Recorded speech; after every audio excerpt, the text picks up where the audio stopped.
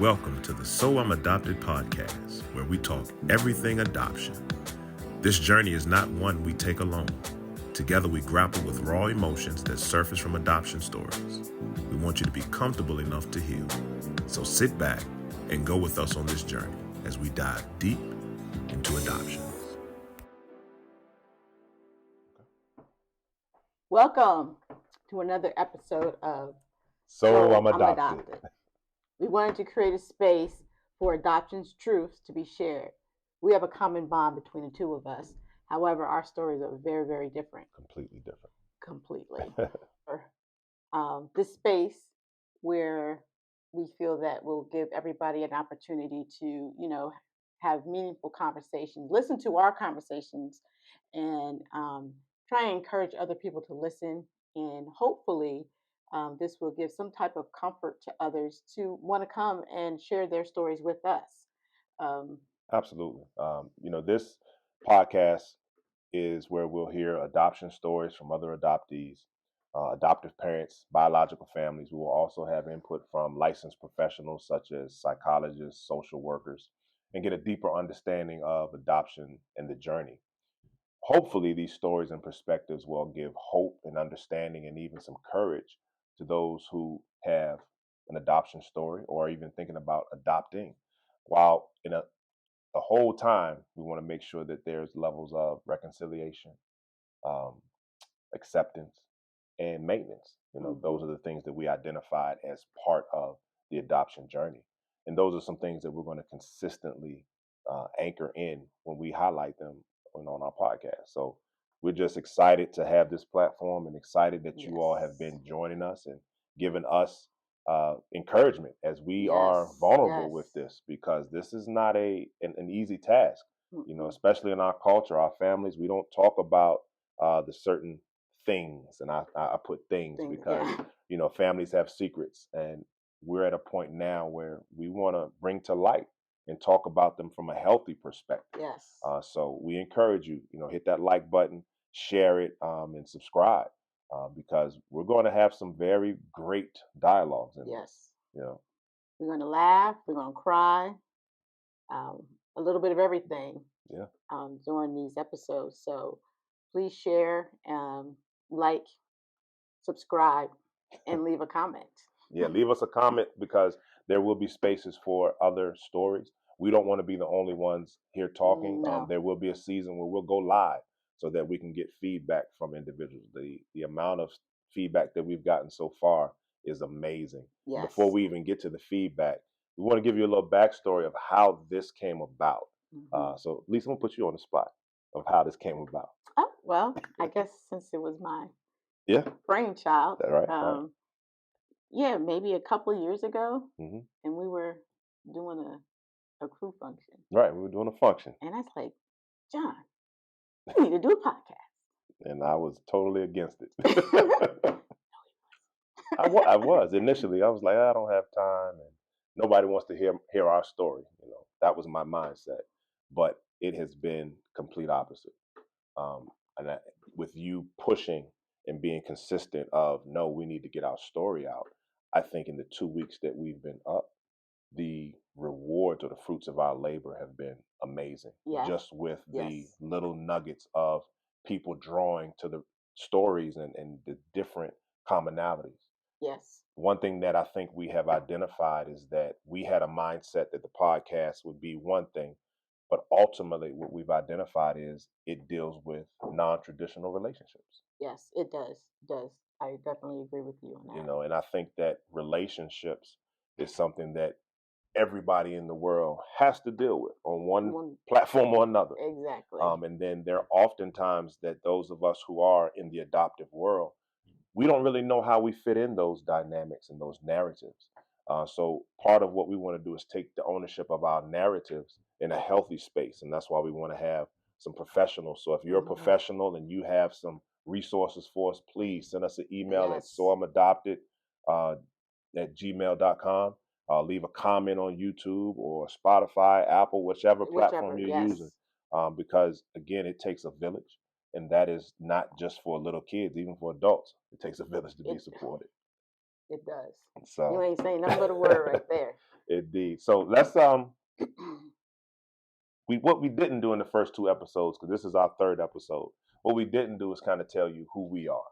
So Yes. who are you? So who am I? Yeah. Thought you knew who I was. I know who I am, but they don't know who you are. So, just a little bit background for me. I'm married with 3 kids. I'm originally obviously from New Jersey. I've mentioned that before. A small town called Manchester, which now I found out that it's an actual city because Okay. that wasn't a city back when I was there. It was a county? It was a township. Township. So we didn't have, our address would always say another city other than Manchester. So we've grown over the years. So y'all had like a pig and that. You did have a. I did not have a pig. I did not have a pig. Okay. But the town had a pig. The town did not have a pig. Okay. Just because it says Garden State doesn't mean there's farms everywhere. I didn't know. Now we know. So let me tell you, we're Manchester, so you kind of get an idea. Okay. So the show Jersey Shore? I've heard of it. Never watched it. Sorry, I've never watched it. It's Snooki okay. or something like Snooki, that? There it is. And the situation? What situation? That's his name. One of the people on it. Anywho. Nope. I lived in that area. Okay. Were they there? Like, did you go to school with them? No. Oh, okay. No. And I don't even think they lived in that area. They just did the show there. Okay. So I don't think they're really from the area. Yeah, that's like a stomping ground. Okay. Seaside Heights is a stomping ground for. So they're inserts. Yeah. Okay. Just for, I think, MTV or whatever. Gotcha. Not that I've ever watched it. Right. Just putting that out there. I just never did. Okay. But I know of the place. The claim to fame. Yes. All right. So, I grew up there, and I went to college at Hampton, the Hampton University. Say so. What? HU? HU. And I got married, and I haven't left this Virginia state since then. So I have a question. With you being adopted, and it's just a yes or no, we'll go in probably another episode. Do you think your adoption had a impact on your viewpoint or lens of marriage? Yes. Okay. Oh, absolutely. Okay. Yeah, we can get into that later, but yeah. And the reason I asked, that was part of one conversation of feedback I got. Somebody was talking about how their significant other being adopted impacted their marriage and how they viewed things. And I have my own biases as well. Like I said, we'll have a whole conversation. And I think we have to be truthful in how our past experiences impact how we interact and how we view situations. Yes, but we got to keep in mind, I was married for years before I even knew I was adopted. However, because of the influence of the environment that I grew up in, my perspective and view of what a marriage was, that's what I was always chasing after because of what I've seen. Okay. Now, if I was in my, actual biological family, my real life, so to speak, my view may be different. Yeah, you're right. But the marriages that I saw in front of me were marriages that I wanted. There you go. That makes sense? It makes perfect sense. It makes perfect sense. So in a way, yes, it did. Not without me knowing the truth. Okay. It still influenced me. Gotcha. All right. So what about you? Where you hail from? I hail from Richmond, Virginia. Mm. Been in the Hampton Roads area, which is in Virginia. That's considered your Newport News, Hampton, Williamsburg, that whole area, Hampton Roads. I've been here since '94, went to the Hampton University. Say it again? The Hampton University. And I never left. After college, started working in education, started coaching, and never left this area. My wife, she graduated from Hampton University as well. Say it again? She graduated from Hampton University as well. So we are a Hampton family. And, my adoption journey, you got to go back to episode 2 so you can hear it. I've known since I was about 6 or 7 years old that I was adopted. So that has always been in my subconscious. I just didn't know at such a young age that was impacting how I viewed things. Yeah, You know what I'm saying? I So agree. it was having an impact, but I didn't have the ability to articulate, nor did I have the emotional intelligence to understand this is why I respond this way. Well, I was going to ask you that question.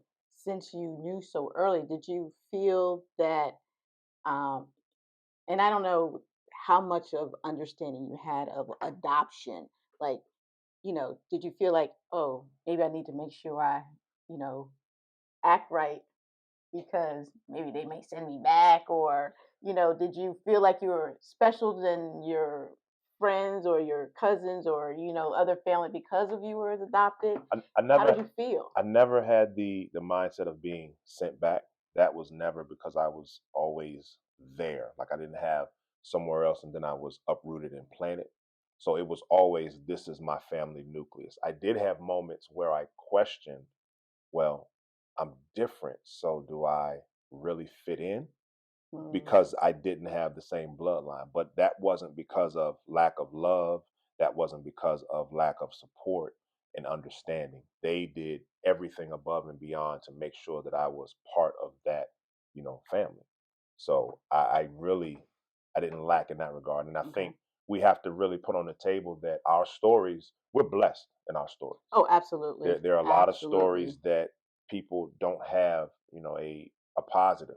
I'm just not even gonna say a positive ending, just a positive because there's so many narratives with non-traditional relationships. Yes. And again, we stand representing a small window of what adoption looks like. This is why we need you all to help us. Give us your stories, give us your feedback. Like I said, Yes. send us comments, send us stories. We are inviting people. We already have two people that we're going to be bringing on in Yes. the next couple of episodes that want to share their stories. And Yes. again, every story is individualized, and we want to create a culture of support so that now we can have a voice and we can begin our healing journey. That healing Yeah. is a choice. And we don't want to just have, I guess, feel good stories that ends, like we said, we're blessed. Right. But not everybody was fortunate enough to be in a family that loved them as our parents loved us very unconditionally. Right. So we want to hear those stories as well. We want to be able to help them. We want to be able to, let them get through that. Because we're about the acceptance, the reconciliation, and the maintenance of moving forward. That's because our there's stories out there that end well. There are stories that's out there that don't end well and they still struggle. So we want to be there to help them, be that catalyst for them to move forward in a healthy way. Um, Anything that we can do to help them, Mhm. that's our goal. That's our goal. And we will be vulnerable. This is a vulnerable moment. So I'm gonna ask a question, Lisa. Now that you've done the first episode and you got to go back and look at because she told her story in the first episode of her adoption journey, and then I told mine in the second. Hmm. So when we jumped in and we did this, like I said, it was a organic conversation. How did you feel after you told your story? I felt relieved Why relieved? because telling your story, your journey to the masses Mm, is and being transparent, that's that's big. That's huge. yeah. It's like, once my episode was released, it felt like, I took the band-aid off. I pulled the band-aid off and it is what it is. So you didn't have any intrepidation, no I was unreadiness. oh, I was stressed. Oh, okay, all right. Let's be honest. I was anxious. I was nervous. I just didn't know how, not necessarily, you know, people I don't know, Mhm. but people I do know, people that are within my immediate family, Right. my siblings, my cousins, family, and I mentioned before, my father was one of 11 kids, so I have a lot of cousins Family. and aunts and all that stuff, a lot of family. So just the nervousness of how they would, receive it. and I didn't say anything that wasn't my truth. I spoke my truth, how I felt about it. Okay. You know, but that wasn't what I received as far as comments. You know, when I got some feedback. Okay. And we can dive into that later on. But the feedback was nothing what I had envisioned in my head that it may be. Gotcha. You know what I'm saying? Right. So that was the nervousness, the anxiousness before I hit it. I know I didn't tell you. I just try to deal with it for myself, and Right. because there's many times because I was kind of procrastinating and pushing pushing it off, and you go and make a launch date, and I'm like, oh, okay, we're doing this. But I needed that, because again, I still had that fear, that nervousness of of how is everybody going to accept it. Are they not going to like it? They're like, why are you doing this? But it's interesting to hear you say that, because while we were in the planning stages, even after recording the first episode, I never picked up on that fear element. Oh yeah, it was. And I'll be honest, it was by design that you told your story first. I was very intentional of, let me push you out there, Lisa. Okay, you do your thing. Okay. And I will tell you, after yours came out and we started to get some traction and the feedback, and people were saying her story was amazing, and they had questions because there were some things, some dots you didn't connect. Right. But then the next statement was, so I can't wait to hear your story. And it put a pressure on me. And I'm trying to figure out why, because again, I've been having this story for 40 plus years. Yeah. And I've told it, it's been no secret. Right. But like you said, now I'm putting it out there to the masses in a position where I'm trying to help others, in addition to helping myself. But it's a vulnerable moment, because I was concerned of, if I tell my truth, how will it impact A, B, and C? Exactly. And even years later, I still have that, I don't want to say security blanket, but that protection mode. Yes. Because it is my story, but there are others that are impacted by my story. Absolutely. And I think, well, I can't speak for everybody. Again, like I said, we represent a small dynamic. But for me, yeah, I own the story, but I still feel accountable to the other players in the game. Yep. If I can just be honest. That's how I felt. And I would be curious, maybe somebody, again, who's a professional licensed counselor of some sort, maybe there is a connection or something of what that is. Give us the language. So please reach back out to us with that. So yeah, but I'm glad that we pushed each other and moved forward, and we didn't stay in our fear, Yeah, I think that there is freedom in transparency. Yes. Because it's like the toothpaste. Once you squeeze it out the tube, you can't put it back in. So at this point, we're out there and we're getting traction, and it's rolling. So I'm excited about it. So what type of feedback did you get? Let's start there. So there's a lot of feedback that I received. Okay. Just so many from various people through the stages of my life. Okay. And one of the common comments was, you were definitely loved. You and your mom had a special relationship that they always was in awe of. With my dad and my mom being who they were, people saw that, and they saw the genuineness that they had for me and my brother. It wasn't like it was some people like a payday or whatever. Gotcha. For the financial part of it. It wasn't that at all. They exude love to us, and we were her pride and joy. He was pride, I was joy. Haven't really figured out why she didn't call me Joy, but that's another day for another time. But you know what? Before, my real name that my biological mother gave me is Audra. Audra. So I'm an Audra. Audra. Well, she likes A's because my biological sisters' names begin with A's as well. Okay. Audra. Audra. That was the name that she would have given me. So let me ask this: what was the most surprising piece of feedback that you got? The most surprising feedback that I received was my cousin. He's on my mother's side, Okay. on my adoptive mother's side, and he spent a lot of time with her when he was growing up, and he just gave me quite a bit of insight that I wasn't aware of. I was too young to remember. Um, just even talking about in my story, I reference adoptive um, brother that I had that was constant. Everybody else was probably in and out, but he was always constant. He was there before I was there, and so I mentioned to him how he came from most likely an abusive family. I wasn't sure about his backstory, but my cousin filled me in, and it just gives testament to the love that my parents had for me and my brother and for him.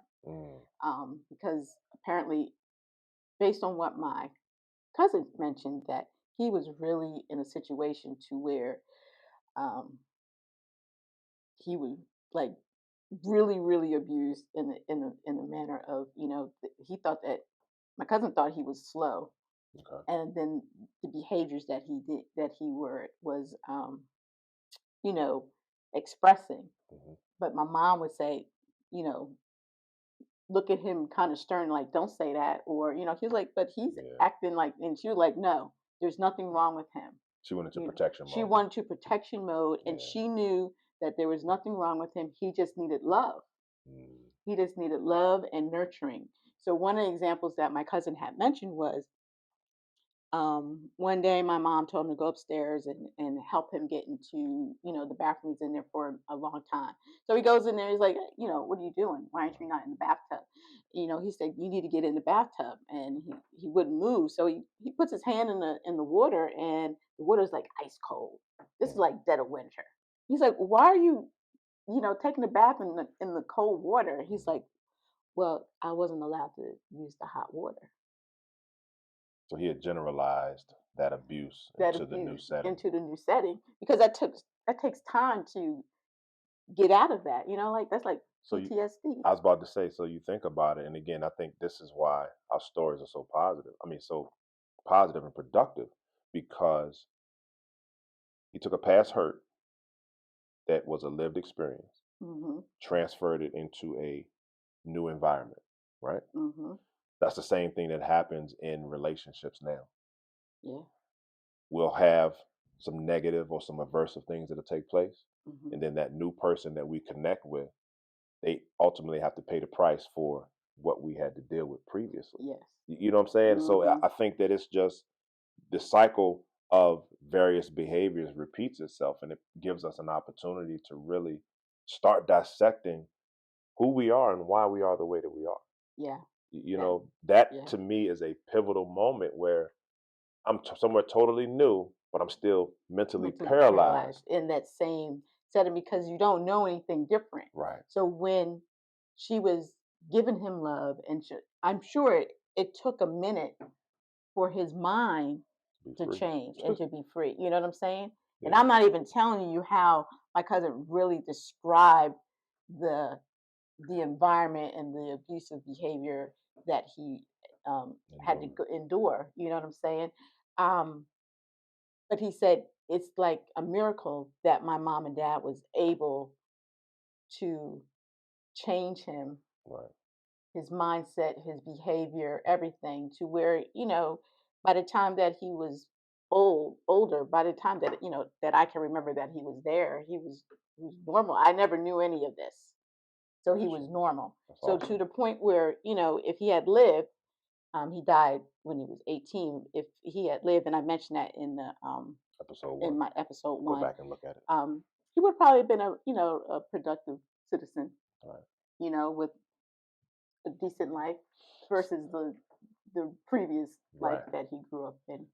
Interestingly enough, and again, as you're talking, I'm just getting different angles, because now when you talk about, you take somebody out of one environment, can you really change somebody? Think about it. And again, it's not necessarily for Yeah. us to answer because I Yeah. think it's individualized. I think there's so many other variables, but it goes back to that relationship piece where somebody comes in with a set of expectations and a set of beliefs, but now they're exposed to something totally different. Do the individuals in that new environment have the patience, have the Mhm. emotional intelligence, Yeah, the capacity to the deal with all capacity that. to Yeah. deal with it to help change that behavior? Because in order to change it, you have to replace it with something more No. appropriate. Right. And then they have to understand that, you know what, I see the benefit and the good in that. So now I'm motivated to change. Change. So I think again, that's from a more clinical standpoint of understanding behavior. But I'm just excited because there's so many different layers So to many different these layers. discussions of it. Yeah. And I bring that example up because it just gives an example of what type of people who raised me, Hmm. you know. So I just used that because I thought that was a really good example, and he just really commends them on what they did with him, and that Awesome. same behavior, that same love, that same nurturing is what they gave to my brother and I, and that's why she didn't want nobody to know who we really were Mm. because we were her children. Yes, absolutely. That's So, awesome. yeah. So I'll tell you the feedback from me, the like, wow, I got a response from a family member who knew the story. Mm-hmm. And her text, I'll never forget, she said, wow, I listened to the podcast. First and foremost, I'm so proud that you all would be willing to be transparent. Yeah. And then the next one was in all capital letters, I have questions. and I was like, okay, you know the story. It's nothing I didn't tell. But that to me was a encouragement and a confirmation. I had an uncle reach out to me and he said, awesome. Your cousin is about to adopt a young baby soon. Oh, And it wow. just like it touched my heart. Yeah. I'm a big advocate for adoption in that regard, because I recognize that our stories could have been different. Prior to the podcast even being launched, I reached out to my biological mom because I wanted to make sure that she would be okay with me telling this truth, even though it's my truth. Right. I still had that respect for her, and her comment was, "Tell your truth," and it gave me the green light. And then afterwards, she commended both of us for being willing to share our truth. So the feedback has been amazing. Yes, it From has. individuals that I went to college with, HU, Mhm. that have adopted children. Mhm. Some have your traditional families, but they still were able to glean from the From our stories, stories, yes. And the comment was, I would have never known. And I think that goes back to this stigmatism that I'm supposed to look a certain way because I'm Right. adopted, or, Right. I have a That's tag a on me or letter something. on our forehead. Right. And we are contributing members to society. Yes. We just have a non-traditional background. Yes. Everybody's story is different. Yeah. So yeah, that's where we are. So again, we want to make sure that this platform is a good one for dialogue, for Yeah. truths, a safe space.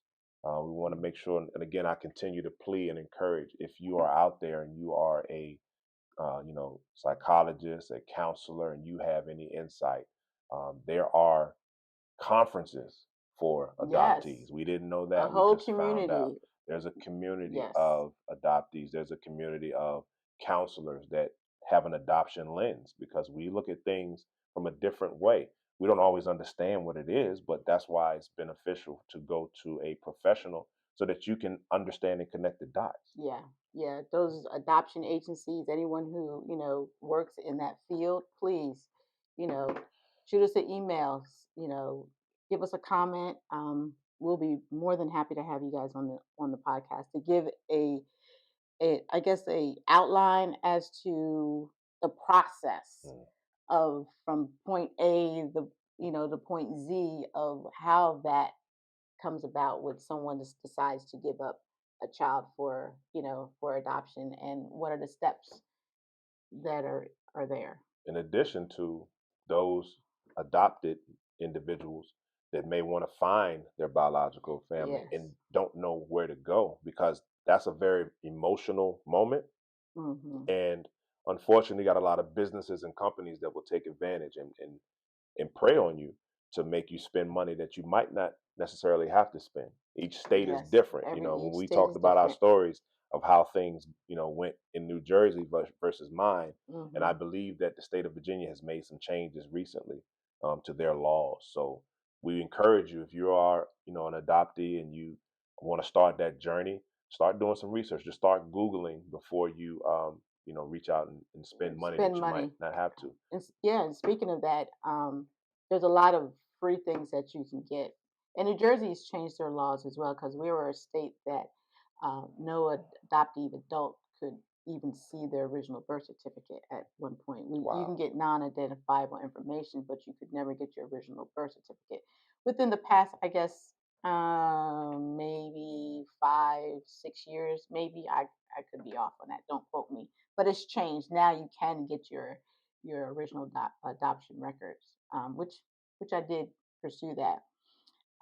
So you really don't need to spend money. You just need to know the right angles, because I wasn't going to spend money, but I had a friend that I spoke about in my episode, the first episode, that I had that's a private investigator in New Jersey.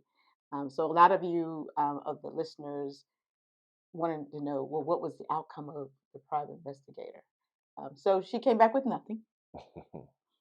So that's where I decided that I was, you know, brought on the black market.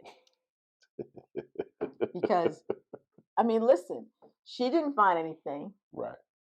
And then I had all of the documentation that I could possibly have of my parents, from naturalization paperwork, from birth certificates, report cards, you know, you name it. I had it when they bought the house where we grew up in, the receipts. My father kept everything. Wow. But there was no adoption papers. What would you think? It may have been a Holy Ghost hookup. Might have been a connection. But when you say black market, that's the way way my mind thinks, it was a black market. Okay. Well, so now let me ask you this. And look, back then, that was a thing. It's still a thing. Yeah. It hasn't gone So away. not too far fetched. So let me ask you this though: do you think that you labeled it black market as a coping mechanism because you didn't have anything to fill in the blanks? So Yeah. that was the I would closest say, thing that you could I would just say, label it. yeah. And you know, I'm a type of comical person, so you know, I'm always try and Find the humor. find a humor in it. Got it. And I think black market is funny. So it's humorous. it is. That's your story. You own it. Yeah, If you just can like, laugh about it, I'm gonna laugh about well, yeah, you laughed at it it. in our first episode. I did. You said my parents are on the run. Yeah. That's what when you say black market, they needed some quick cash, but that's a whole different conversation. So again, I want to put a challenge out to the individuals on the podcast. So again, we're here to have this platform, and we've been transparent. What we want you to do, depending on if you are adopted, know somebody adopted, if you have a traditional family, whatever it may be, think about your relationships. Because at the end of the day, relationships are embedded in this world. Even if you say, I'm by myself, you go to Amazon, you connecting with somebody, even if it's AI. You go to the grocery store, you connecting with somebody. So there's always some type of relationship. If you're getting a check from somebody sending you that check. Somebody sending you. So your postman, you got a relationship with him. Let him come late. It's gonna be an issue. Gonna be some furniture moving around here.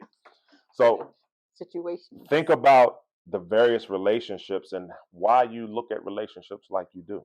Remember, I asked you, in your marriage, did it shape your view? And yes, it did. I know in mine, it shaped it. And like I said, we'll have a totally different episode where we talk about that.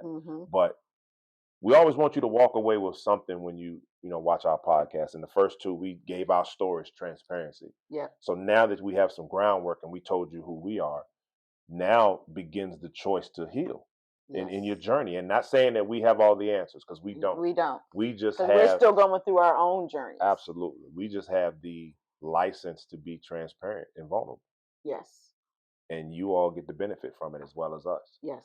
So think about your relationships. Begin to take note of who you're in relationships with and why. Why? That's a tough answer It is. to really deal with, because when you start really looking at that dynamic, why am I really continuing to be in a relationship with you? And I'm not talking about necessarily an intimate relationship. It may be a professional relationship.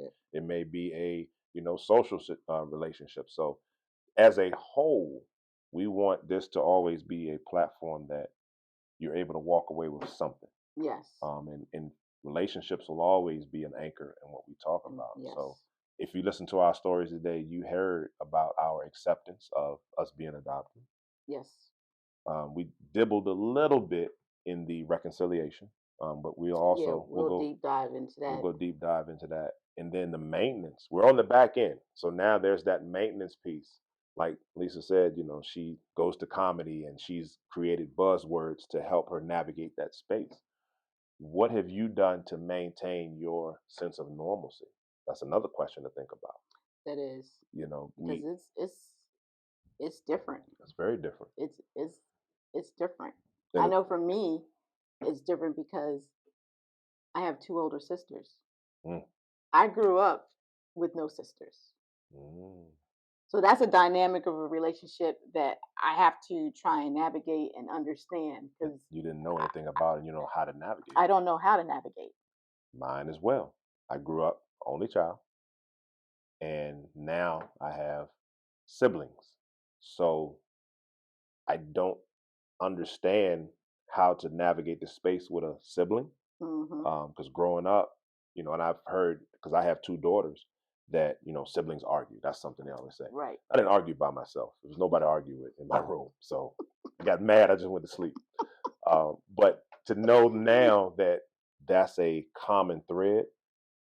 So, and not that me and my siblings argue or anything, but just that unknown, because I have my lived experiences, they have their lived experiences, and now we're trying to meet.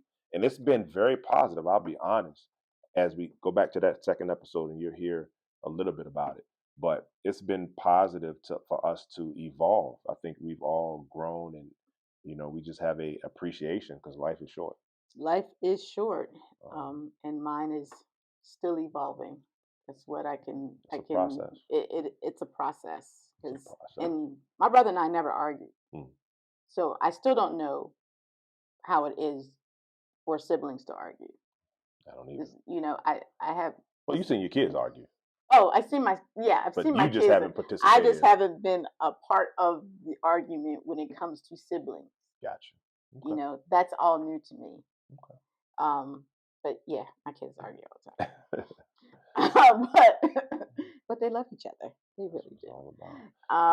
But yeah, so those are the relationships is a dynamic one. I look forward to our dialogue when it comes to the different dynamics of relationships and the different levels. I have a younger brother too. Okay. So that's a totally different relationship that I'm trying to, weather and navigate through that. So if there are any relationship coaches out there, we invite you, because I would be curious to hear what type of advice you would give someone who is an adoptee and their lens. And so this is an open space for that dialogue as well. So again, I can't put out there enough. We want professionals to come in this space, because going forward, it's not going to just be us talking. We started it. Now it's a community-driven opportunity that we want you to take advantage of. Yes. Anything you want to clear up before we land the plane? Yes, just a few more little things. Okay. So in my episode, we did talk about, my husband was the one who, pretty much told me, right? Mm-hmm. But we never really said exactly what was told to him to trigger him to feel that I was adopted. Okay. So, you and I asked him directly. I sure did. And he said, she said, what she said? I'm going to need you to know what he said. He mentioned that, she said, I'm sorry that I'm want to spend a lot of time with Lisa because I remember when they brought her home. Mm-hmm. But the thing was, she said, because, when they adopted her. So that was the sentence, the statement that he realized that I was adopted. That trigger. That's the trigger. word. That was it. And big up to him for having the insight to say, well, wait a minute, that's odd. And then you all having the type of relationship where he could have that conversation with you. Yeah. Because there are a lot of people that probably would have just let it go over their head or had the mindset, I ain't getting in that. That ain't my business. Yeah. You know? He said, what? Yeah, I don't believe it. Because she, like I said, she had dementia back then. So he could have chalked it up to saying, she had dementia. She don't know what you're talking about. But technically, when you have dementia, you speak the truth. That's right. So. And what if he had just let it be and then, she transitions and then it never came out? Your story is totally different. Everybody plays a pivotal role in your journey. Yeah. And I think we have to give credit for the positives, the aversive ones, all the dynamics, because they create who we are in our lens. Yes, because some people did go to their death not saying it. Right. And I feel that they wanted to, but they just didn't have. But we can deep dive that at a later time. And another thing, and I guess it goes to that, but we're trying to land a plane, and we can deep dive into this at another time. My parents did die 9 months to the day, and the significance to that is my mother died on March 25th. My dad died December 25th. I met my biological mother for the first time. Seeing her face to face was on December 25th. Wow.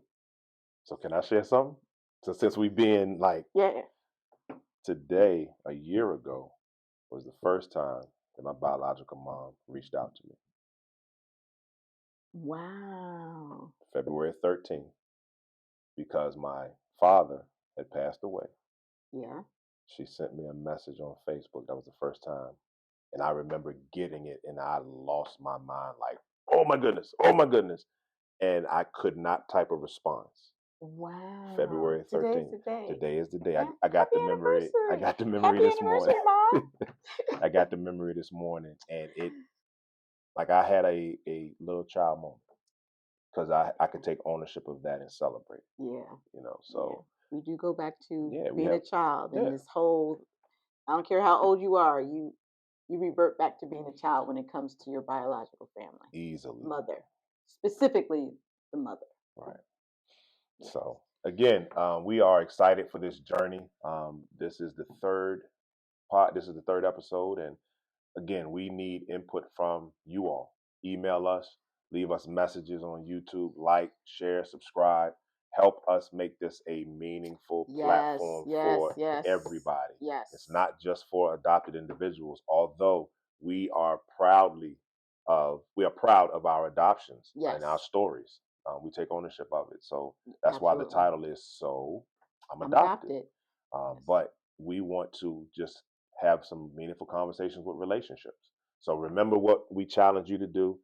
Start taking inventory of your relationships that are around you and the why. Yes. And then start thinking about why you look at things the way that you do.